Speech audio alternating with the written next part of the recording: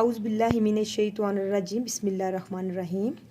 आप देख रहे हैं simple cooking with Nabila Imran. जब कभी मेरा दिल नहीं करता सालन खाने का तो मैं ये बहुत ही आसान रेसिपी टमाटर की चटनी बनाती हूँ, जो आपके साथ आज शेयर कर रही हूँ। उसके लिए हमें टमाटर चाहिए,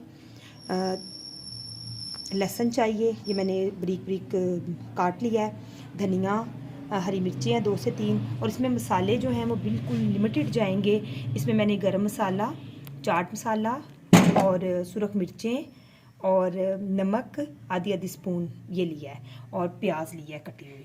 अब हम शुरू करते हैं। पहले हल्का सा पहले ऑयल डालेंगे, बिल्कुल हल्का सा। इसमें हम सबसे पहले लहसुन डालेंगे, लहसुन को हम गोल्डन फ्राई करेंगे।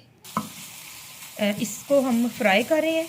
ये देखिए मैंने कुकिंग ऑयल बिल्कुल हल्का सा डाला है कि जिसमें ये बस फ्राई हो जाए। इसको मैंने गोल्डन ब्राउन होने तक फ्राई करना है।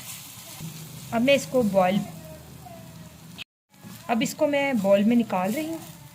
अब इसमें मैं हल्का सा ऑयल डालूँगी, हल्का सा, बिल्कुल हल्का सा ऑयल डाल के सारे तवे को मैं ऑयल से ऐसे कर दूँगी। अब इसके ऊपर मैंने टमाटर इस तरह रखने हैं। अब इसके ऊपर हमने टमाटर ऐसे रखने हैं।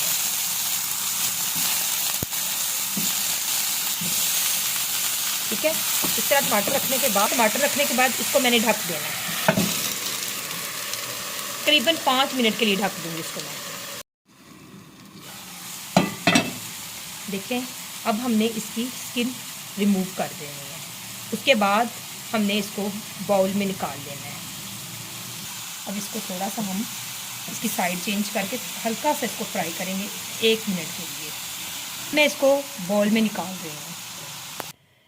अब मैं फोक की मदद से इसको इस तरह मैश करूँगी। हम इसमें प्याज ऐड करेंगे और ये मसाले जो मैंने आपको बताए थे,